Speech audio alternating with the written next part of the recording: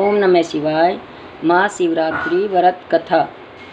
एक गांव में एक शिकारी रहता था। वह शिकार करके अपने परिवार का पालन करता था।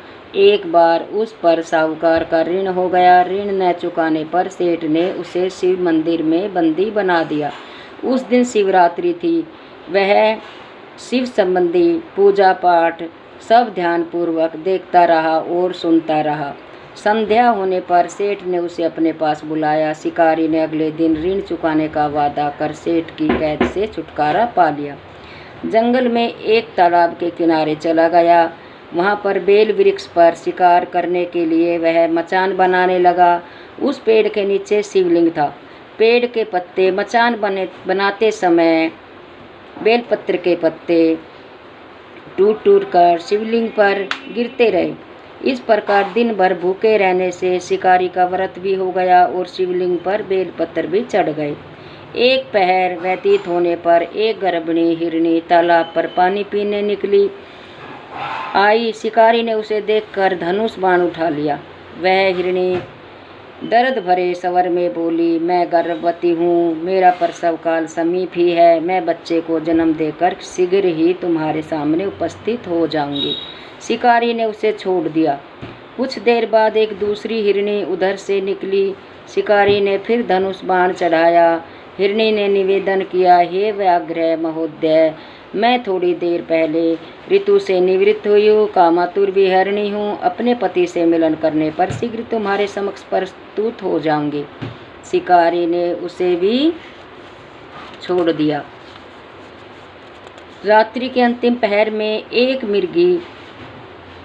मृगनी अपने बच्चों के साथ उधर से निकली। शिकारी ने शिकार हेतु धनुष पर बाण चढ़ाया। वह तीर छोड़ने ही वाला था कि वह मृगी बोली, मैं इन बच्चों को इनके पिता के पास छोड़ आऊं, तब मुझे मार डालना।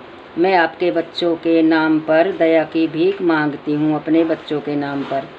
शिकारी को इस पर भी दया आ गई और उसे छोड़ दिया। पौ फटने को सुबह हुई तो एक तंदुरुस्त हिरण आता दिखाई दिया। शिकारी उसका शिकार करने के लिए उद्यत हो गया। हिरण बोला, व्याघ्र महोदय, यदि तुमने इससे पहले 3 मृगियों तथा उनके बच्चों को मार दिया हो तो मुझे भी मार दीजिए, ताकि मुझे उनका वियोग न सहना पड़े। मैं उन तीनों का पति हूँ। यदि तुमने उन्हें जीवन दान दिया हो तो मुझ पर भी कुछ समय के लिए कृपया करें। मैं उनसे मिलकर तुम्हारे सामने आत्मसमर्पण कर दूंगा। मृग की बात सुनकर रात की सारी घटनाएं उसके दिमाग में घूम गई। उसने मृग को सारी बातें बता दी। उपवास, रात्रि जागरण तथा शिवलिंग पर बेलपत्र चढ़ने से उसमें भगवत भक्ति का जागरण हो गया। उस शिकारी ने उसने मृग को भी छोड़ दिया। भगवान शिव शंकर की अनुकंपा से उसका हृदय मांगलिक भावों से भर गया। अपने अतीत के कर्मों को याद करके वह पश्चाताप की अग्नि में जलने लगा। थोड़ी देर बाद हिरण सपरिवार शिकारी के सामने उपस्थित हो गया। जंगली पशुओं की सत्य प्रियता, सात्विकता एवं सामूहिक प्रेम भावना को देखकर उसे बड़ी ग्लानि हुई। उसके नेत्रों से आंसुओं की झड़ी लग गई। उसने हिरण परिवार को मुक्त कर दिया। देवता इस घटना को देख रहे थे। उन्होंने आकाश से उस पर पुष्प वर्षा की।